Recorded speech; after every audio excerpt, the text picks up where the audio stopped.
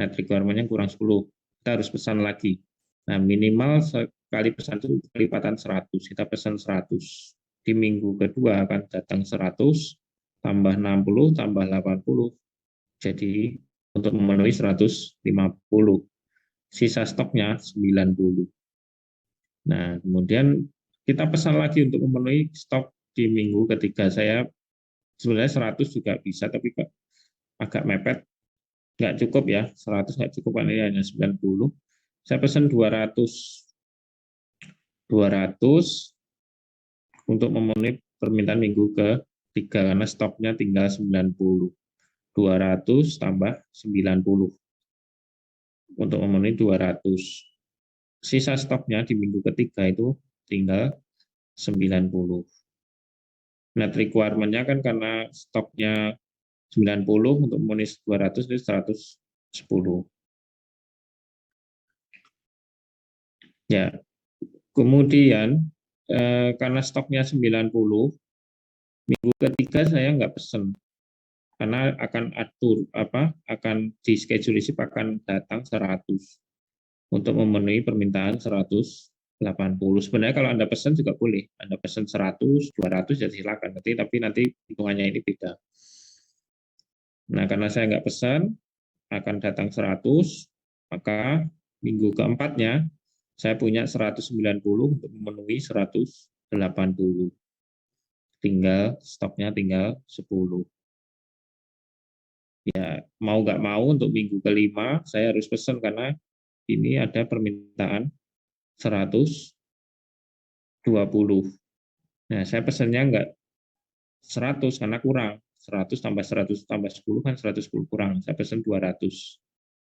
Pesan 200, datang di minggu kelima 200, untuk memenuhi permintaan minggu kelima 120. Nah, ini 200 tambah stok sebelumnya 10 dikurangi 120 tinggal 90. Di minggu ke-6 permintaannya 100, ya karena ini hanya 90 stoknya, saya beli lagi, pesan lagi 100. Nah, 100 tambah 90. Untuk memenuhi 100, tinggal stok akhirnya di minggu ke-6 itu adalah 90. Nah, ini perhitungan saya. Kalau Anda misalnya beli ya, ini 600 itu ya boleh aja beli 600. Saya nggak mau beli satu-satu, beli sedikit-sedikit, saya beli langsung 600 ya boleh. Nanti 600 tambah 60 tambah 80 dikurangi 150. Boleh. Tapi kan kadang ini ya, pembelian dalam jumlah langsung banyak itu untuk PPIC itu kurang ini ya, kurang efisien. Karena apa? Karena menu-menuin gudangnya itu jadi penuh, nggak cukup. Makanya dia belinya itu secukupnya, sewajarnya, tidak terlalu sedikit dan tidak terlalu banyak. Ya, tidak terlalu sedikit atau terlalu banyak itu berapa ya, itu nanti berdasarkan kondisi masing-masing perusahaan dan pengalaman masing-masing. Saya nggak bisa menentukan berapa jumlahnya, tapi intinya jangan sampai terlalu menu-menuin gudang dan jangan sampai kurang. Nanti kalau ternyata stoknya permintaannya banyak, kita nggak bisa memenuhi produksi karena kurang bahan. Nah, itu kira-kira seperti itu.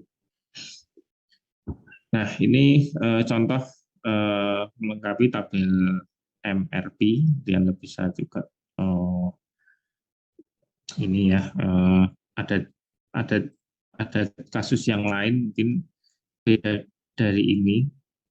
Bisa jadi kasusnya saya rubah lead time-nya nggak seminggu, mungkin 2 minggu. Multiple order-nya mungkin nggak 150 gitu ya. Kemudian ada kasus kedua, penerimaan tidak langsung sekaligus. Misalnya saya pesan 50, nggak langsung datang di minggu berikutnya itu 50, tapi mungkin separuhnya 25. Nanti minggu berikutnya 25. Nah, itu nanti akan kasus seperti itu nanti akan berbeda juga dalam perhitungan di tabel MRP-nya. Oke, gitu ya. Masih ada pertanyaan untuk MRP? Ya, mungkin kita lanjut aja ya, lanjut di bab berikutnya, yaitu terkait dengan eh, pekerjaan dari PPIC hubungannya dengan permintaan dari marketing. Ini ada contoh ya, ada contoh eh, permintaan bagian marketing untuk produk ini ya, paracetamol tablet. Ini hanya contoh kecil. Kalau beneran di industri itu tidak cuma produknya satu, itu produknya bisa puluhan. Dan setiap hari Anda merancang kira-kira yang perlu saya beli yang mana, bahan-bahan yang perlu saya beli mana, dan kapan harus saya beli, jumlahnya berapa. Hal ini hanya satu sehingga tidak terlalu kompleks ya untuk memenuhi kebutuhannya. Nah, dari marketing meminta setiap bulan Anda harus store atau harus disupply sekian untuk paracetamol tablet. Bulan Januari 4 batch, bulan Februari 5, bulan Maret 6, bulan April 5, Mei 5, Juni 5, dan seterusnya. Nah, bagaimana kita sebagai PPIC itu merancang ya, merancang eh, produksi dari permintaan sales atau dari marketing. Nah, ini ada keterangannya dalam kasus ini. Urutan dari alurnya itu yang pertama adalah kita pesan dulu bahannya, kemudian bahan akan tiba di gudang, diterima, kemudian rencana untuk produksi, dari produksi selesai, nggak langsung dikirim ya, disimpan dulu di gudang, dan baru dikirim ke marketing, itu alurnya. Nah, ketentuannya, pemesanan 3 bulan sekali, untuk efektivitasnya itu untuk memenuhi permintaan selama 3 bulan. Jadi, marketing ini minta dalam setahun sekian, si PPIC itu tidak kemudian produksi untuk 1 tahun ini langsung dalam waktu yang sama. Dia nyicil atau mungkin dibuat termin-terminnya itu per 3 bulan. Jadi dia hanya akan memenuhi dulu Januari, Februari, dan Maret. Nanti dia akan pesan lagi untuk memenuhi April, Mei, Juni. Pesan lagi untuk Juli, Agustus, dan seterusnya. 3 bulan sekali untuk sekali pemesanan untuk memenuhi permintaan marketing selama 3 bulan. Diasumsikan untuk bahan baku sampai di gudang 1 bulan setelah pemesanan. Jadi saya pesan sekarang baru datang 1 bulan berikutnya. Kemudian bahan baku siap di gudang, itu tidak langsung digunakan produksi, mesti disimpan dulu ya, disimpan dulu, baru untuk produksi ini 1 bulan disimpannya. Kemudian produksi itu 2 bulan, karena mungkin antri dengan banyak produk-produk yang lain, sehingga kita tidak langsung hari itu ngabisin sekian batch hanya untuk tablet ya, tapi mungkin gantian, ada tablet, ada sirup, ada kalau puluhan kan nggak mungkin diproduksi sekaligus ya, dia dicicil produksinya. 2 bulan lah, 2 bulan untuk produksi sekian batch, 3 bulan permintaan. Kemudian obat jadi disimpan di gudang 1 bulan. Setelah diproduksi itu disimpan minimal sebulan.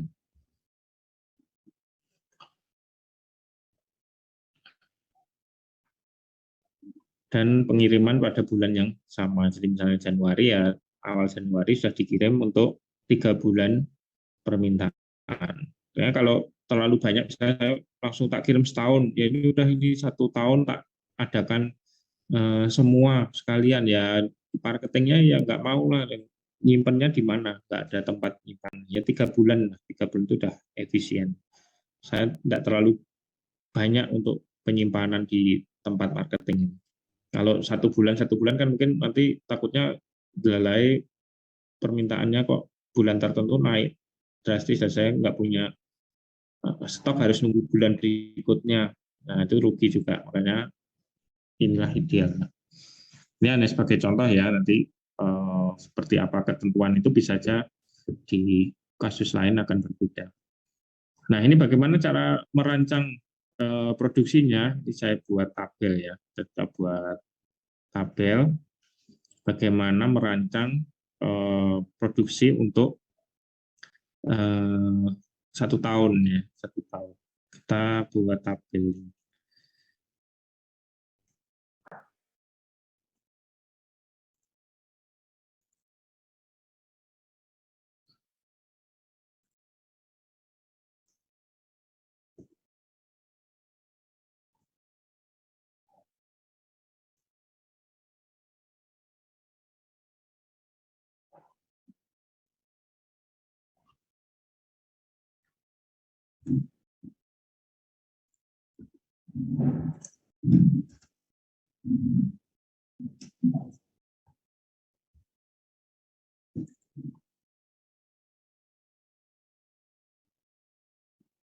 Ya, ini saya buat tabel ya untuk uh,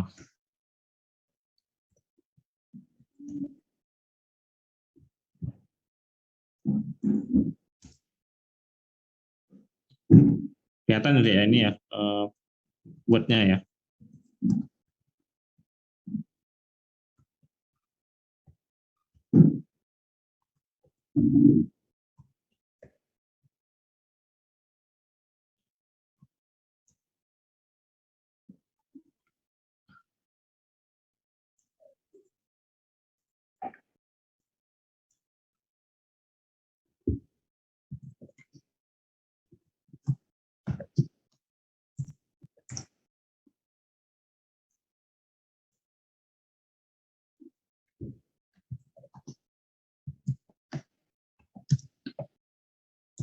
Nah, ini karena tadi permintaan marketingnya 2022, maka kita pengadaannya tidak langsung di 2022 itu sudah harus sudah mulai ya. Jadi kita pengadaannya selalu sebelum 2022 di 2021. Di pemesanan itu mulai tahun 2021 jauh sebelum marketing itu ini kan meminta. Jadi marketing itu akan merancang atau permintaan itu minimal pertengahan tahun ya, pertengahan tahun 2021 untuk kebutuhan tahun 2022. Jadi jangan mendadak, karena kalau mendadak kita nggak ada stoknya. Maka dari itu dirancang ini ya dari pertengahan tahun. Dan nanti ketentuannya itu adalah sebentar,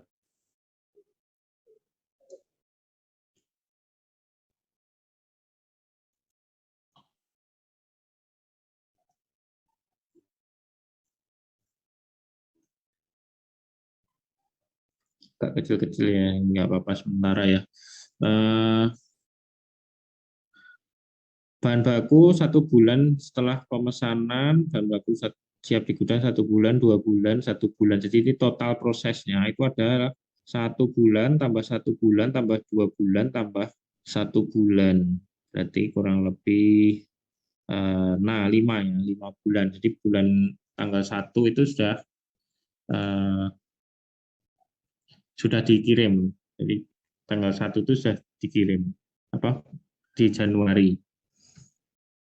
Di bulan 12 itu berarti kita mundur ya, alurnya.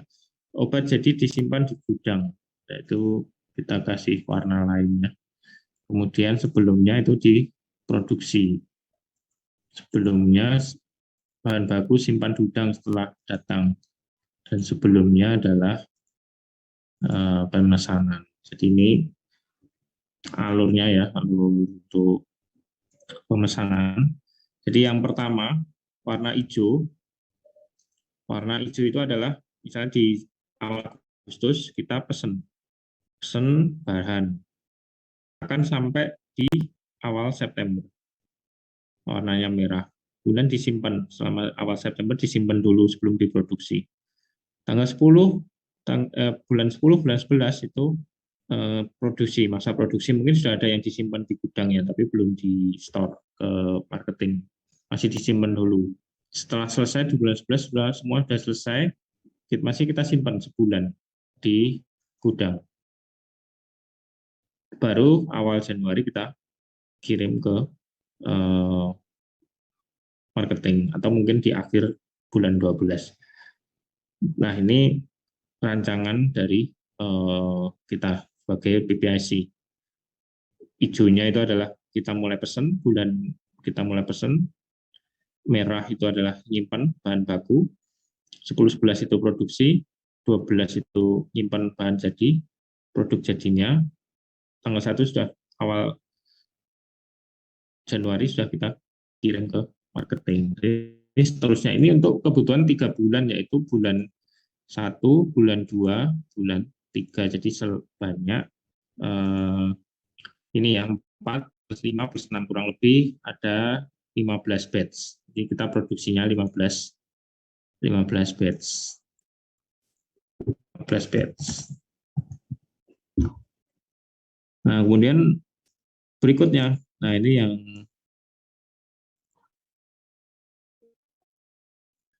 yang bulan keempat, berarti yang untuk kebutuhan Maret, April, Mei, Juni.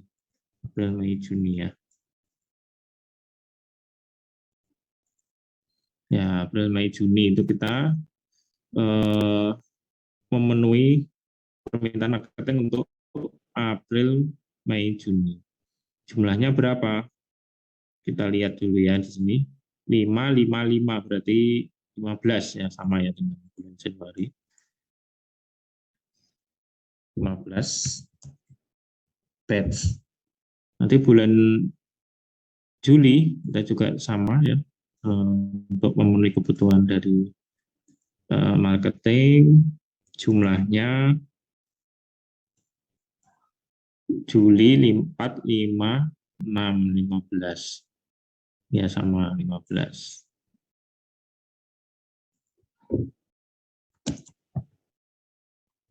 Dan yang terakhir untuk memenuhi kebutuhan di Oktober, November, Desember.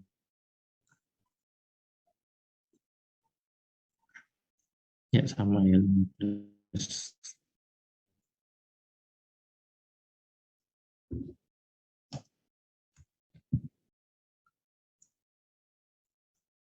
Ya, ini adalah rancangan dari kita sebagai PPIC. Ternyata bulan 8 itu kita juga pesan.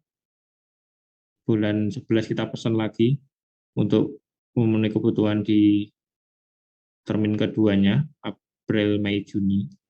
Bulan kedua juga kita pesan lagi untuk memenuhi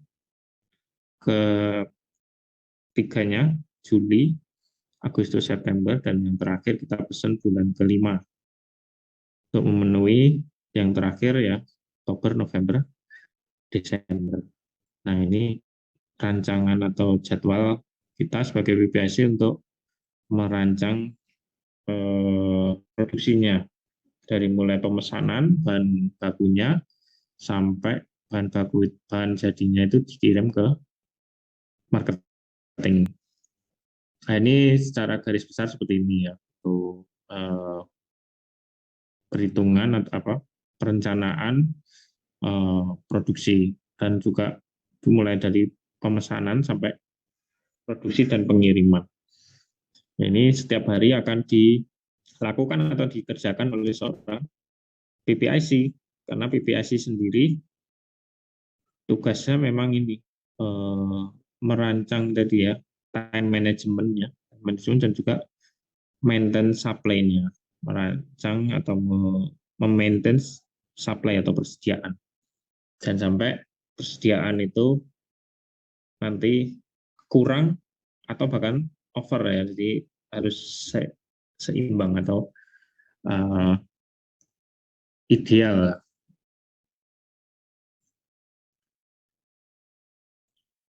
Nah, ini contoh ya untuk kasus yang kedua, yang bisa nanti belajar untuk membuat atau merancang. Sebenarnya ini hanya satu, di kasus ini hanya satu produk ya. Bagaimana kalau itu produknya ada 3, ada lebih dari itu? Nah, silakan mungkin bisa Anda buat sendiri. Atau mungkin ketentuannya itu berbeda. Ketentuannya bisa aja nanti pemesanan 4 bulan sekali untuk efisiensinya. Untuk bahan baku itu tidak 1 bulan terlalu lama, mungkin 2 minggu aja sudah sampai.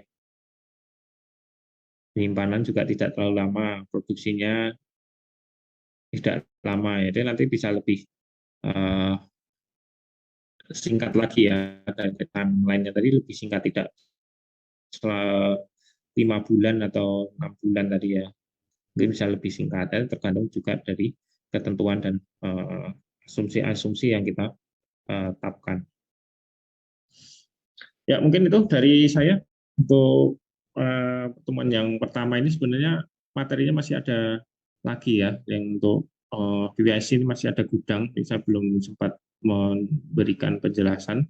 Nanti mungkin di minggu depan aja. Karena gudang itu sebenarnya masuk di bagian PPIC-nya.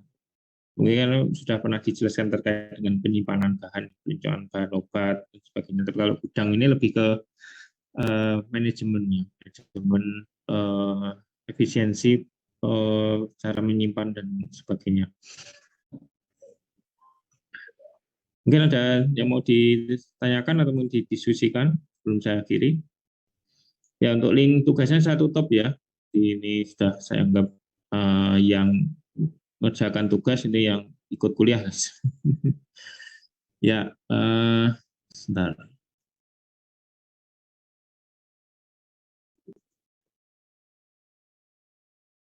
Ya, saya tutup aja ya ini.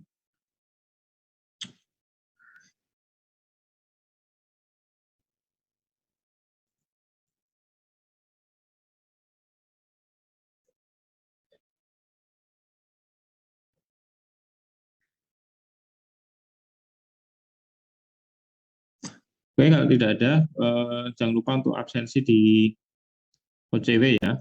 Ini untuk materi pertama nanti saya share di grup ya untuk PPT-nya. Saya kira saya cukupkan ya untuk pertemuan pada pagi hari ini. Kurang lebihnya mohon maaf. Wassalamualaikum warahmatullahi wabarakatuh.